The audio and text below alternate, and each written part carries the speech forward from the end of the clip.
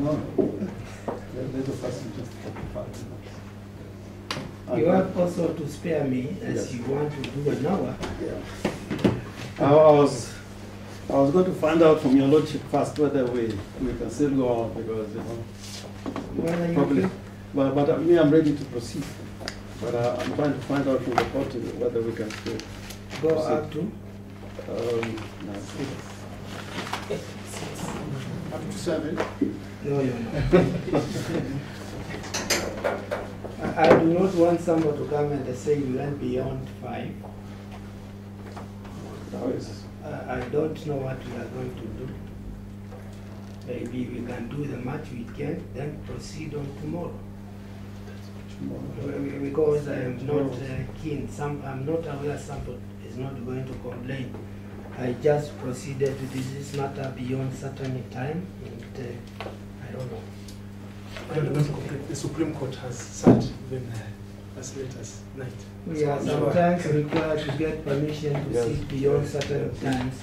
Because yes, I'll try to take about part of the time that has been allocated to us, about 10 minutes or so, and then my other learned friends will address you on the other issues. Now, I am going to address the court on the constitutional and legal legal grounds in relation to the membership of the Judicial Service Commission. Your Honor, a lot has been said, but the bottom line is, what does the law say about the membership of the Judicial Service Commission? That's the question that we must address. I was listening with respect to my learned friend, Senior Counsel Gibson Kamau Kuria. Other than talking generally about the rule of law, he did not come with his killing point. To demonstrate why the first respondent of Mr. Gender is not eligible for elections as a member of the Judicial Service Commission. My Lord, I plead with you that the bottom line at the end is the law of the land, as is contained in the Constitution, the Judicial Service Act, and the Law Society Act. That is where questions of eligibility are addressed. But the first point on which we oppose these two petitions is this. On the question of the legislative authority of the Republic, the Constitution is very clear that duty is placed upon, is vested on Parliament. The National Assembly and the Senate at the national level, and the county assemblies at the county level. Except for the exceptions which are set out in the Constitution. Article 94, sub-article 5, talks of situations in which that authority, the legislative authority of Parliament or the county assembly, can be delegated to a different state organ or person. And my Lord, if you may allow me to read 94.5, it says, no person or body other than Parliament has the power to make provision having the force of law in Kenya except under authority conferred by this Constitution or by legislation. I've looked at this Constitution. There are no provisions under which the Law Society or the Council of the Law Society has authority to make any regulation or rule the force of law in Kenya. I have not come across that. Secondly, my Lord, sub-article 6 of Article 94, and if you may allow me to read, an act of Parliament or legislation of a county that confers on any state organ, state officer, or person. The emphasis is on or person. It is not just in relation to state organs or state officer, but even person. The authority to make provision having the force of law in Kenya as contemplated in clause 5 shall expressly specify the purpose and objectives for which that authority is conferred, the limits of the authority, the nature and scope of that law that may be made, and the principles and standards applicable to the law made under the authority. This is in the Constitution. And the Law Society cannot pretend to be making regulations or rules that have the force of law unless they are underpinned by these provisions of the Constitution.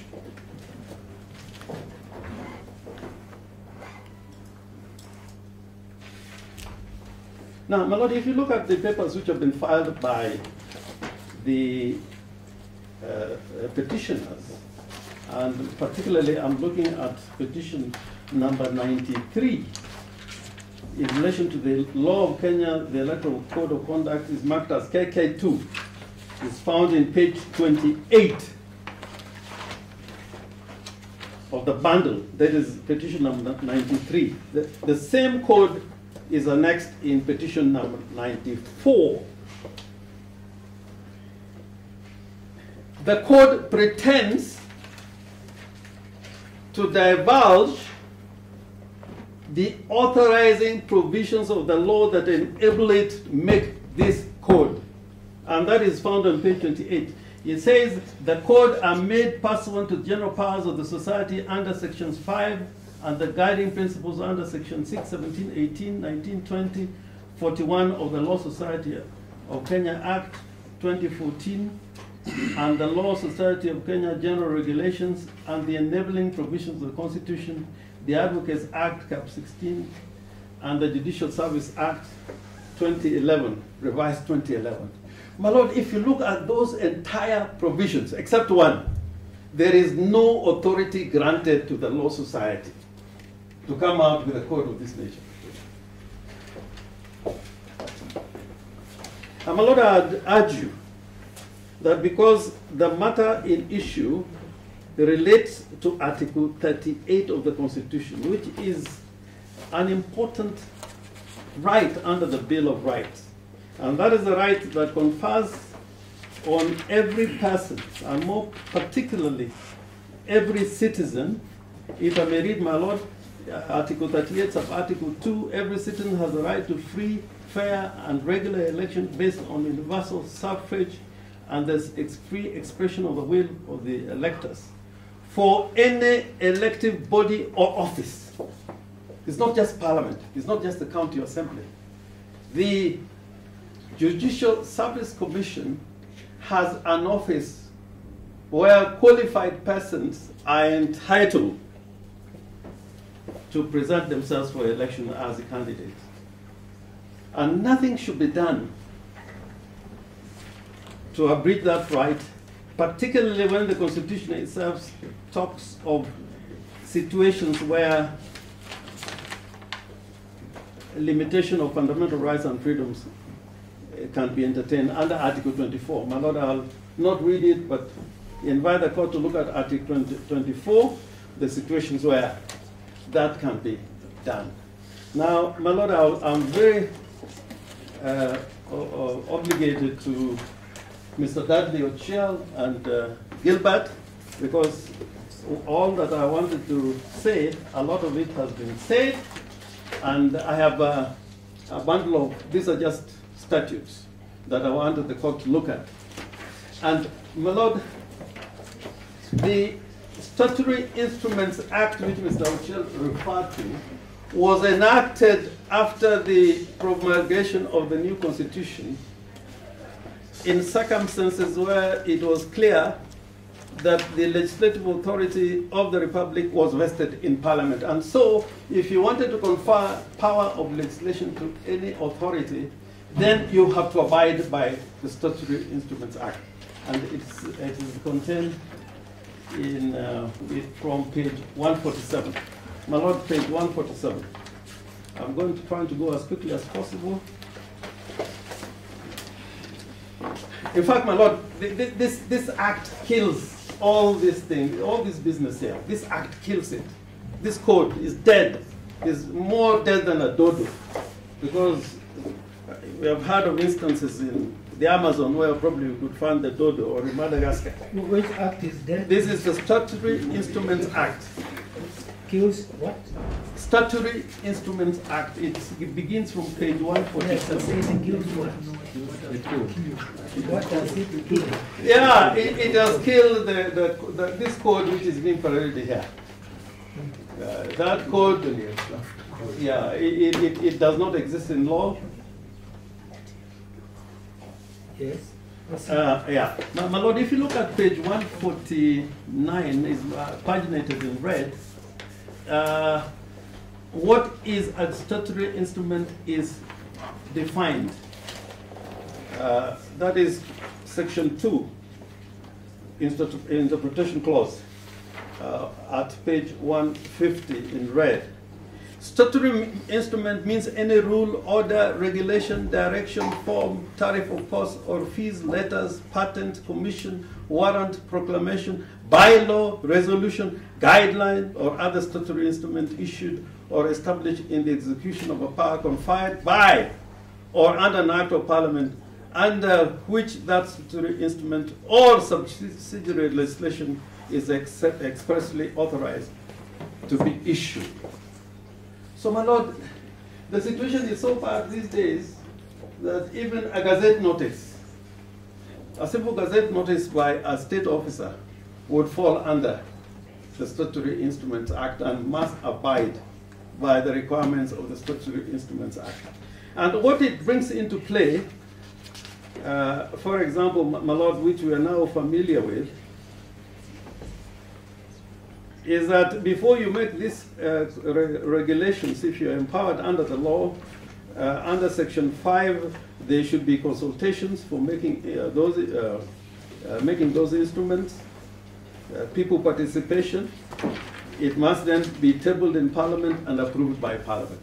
I'll not go through it, but I think my Lord will have to be satisfied that the code that has been paraded before you went through that process.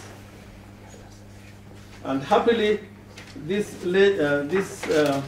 statute came into force. It was enacted in 2013. And the effective date is 27th August 2010. And if you look at, that was a proclamation of the Constitution. All the code and all the statutes we are referring to have come after 2010 and 2013. I beseech the court to reach the conclusion that the code, for it to be enforceable in law, it must abide by the Statutory Instruments Act, and there is no evidence at all that that has been done.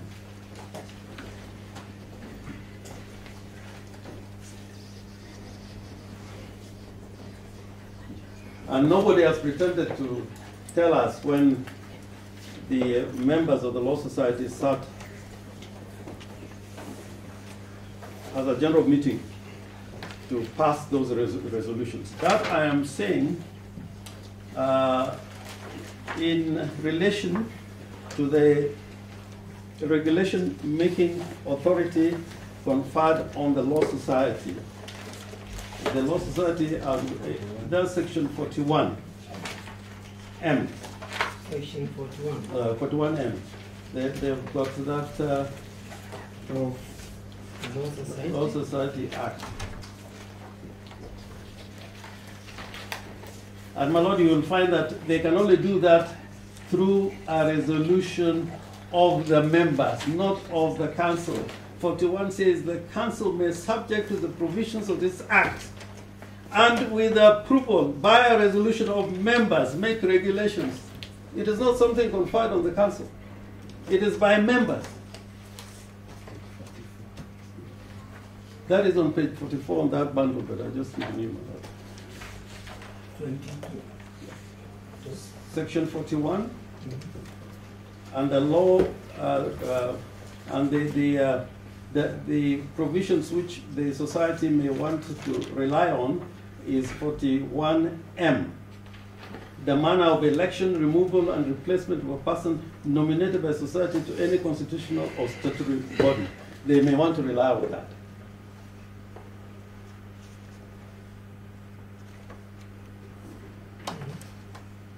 So there should be evidence that this code was approved by the membership of the society prior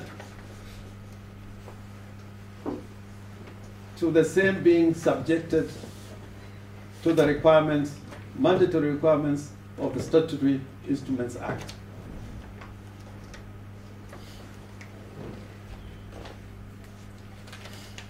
My Lord, I beg you, as I've mentioned, the Law Society has tried, the petitioners have tried to demonstrate the authority under which they made these regulations, which are, is found in the code themselves, regulation number 4, and you'll find that in all the cited provisions except 41, they don't have those powers.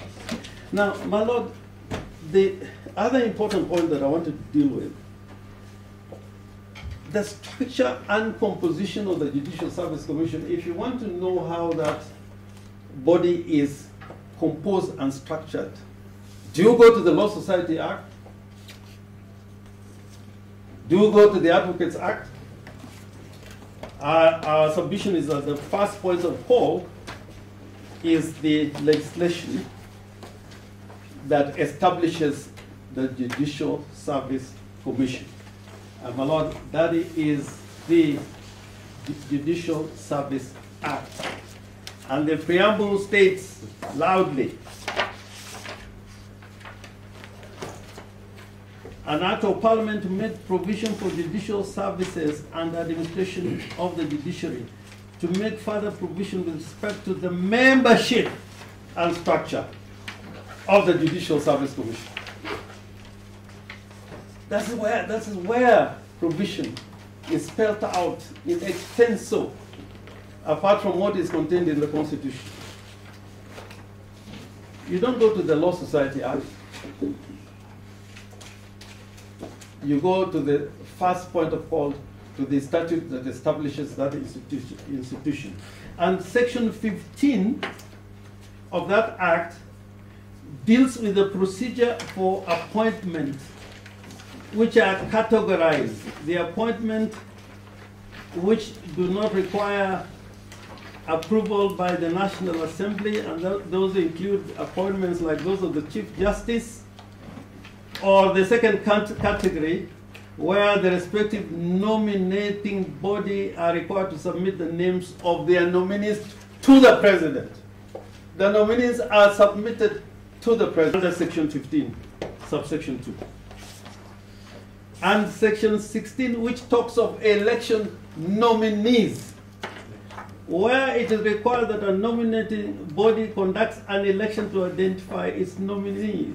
Such election shall be by secret ballot, provided that the nominating body shall ensure that its nominee comply with the requirements set out in the Constitution. The requirements set out in the Constitution, not in the Leadership and Integrity Act, in the Constitution.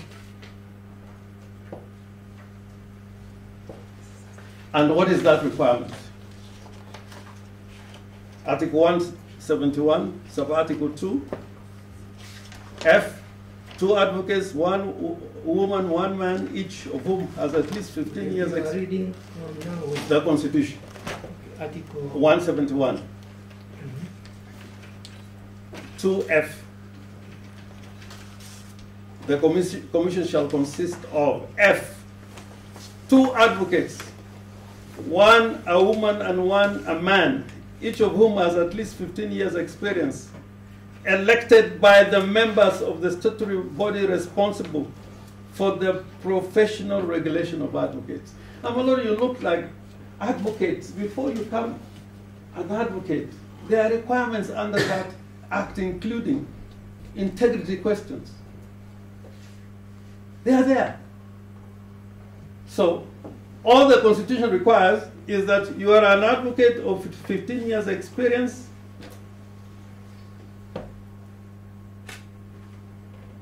and you're a man if already there's a woman or a man, if the other one is true. So, my lord, it's not right, particularly when I had my learned friend, senior counsel,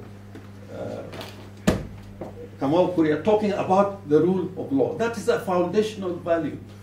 So when we are guided by the rule of law, what do you look at? You look at the Constitution, you look at statutes, you look at legislation. What do they say?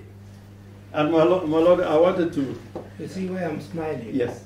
Because where you have read it says a man or woman. Yes. In the future this will bring problems, but proceed. If you know what is there now. You can see what I'm thinking about. Yes. Yeah. And you know it's read disjunctively, so there's a solution there. If you read it conjunctively, then there are serious problems.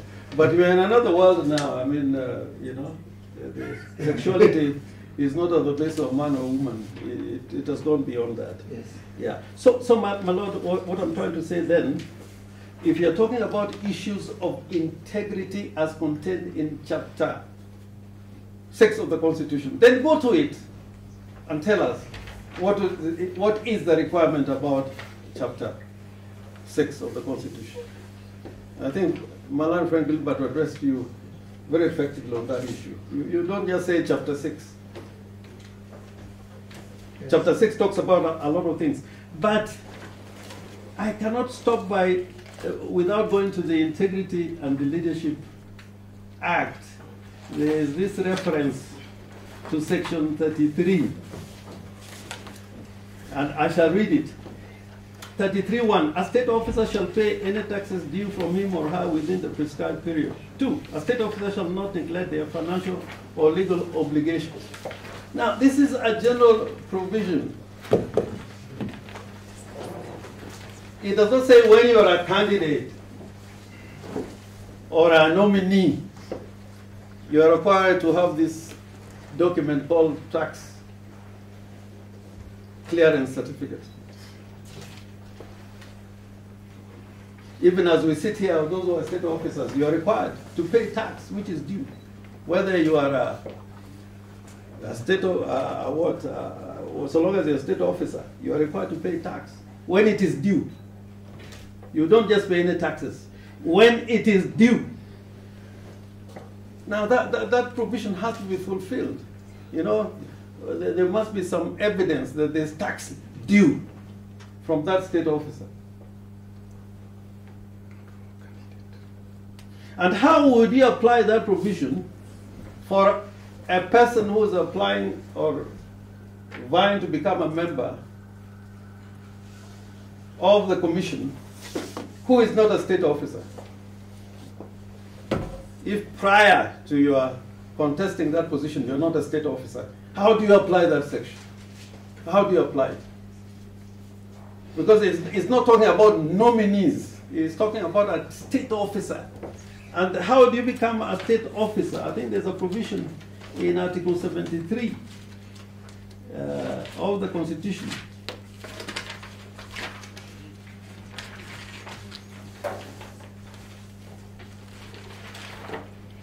Yeah, 74.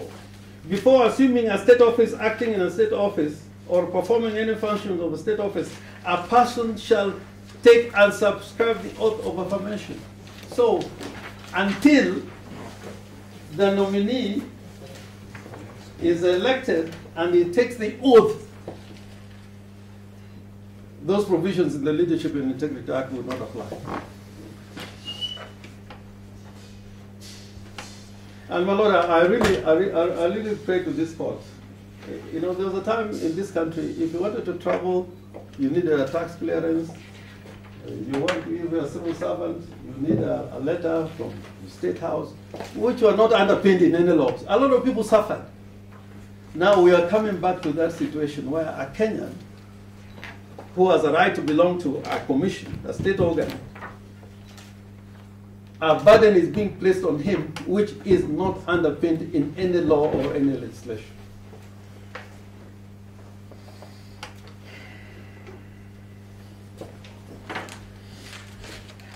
My Lord, I just want to end by saying in the previous elections, bring the operation of Chapter 6 to candidates, parliamentary and county. And people went everywhere, police, CID headquarters, people went to the credit bureaus to get clearances. But at the end of the day, all that came to nothing. The commission, in the election, they said only the requirements under Article 99 of the Constitution apply, full stop. So I'm saying, even in these similar circumstances, we should look at what the law says.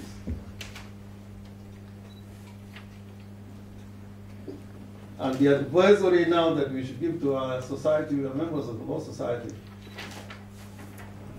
that let them leave this court with haste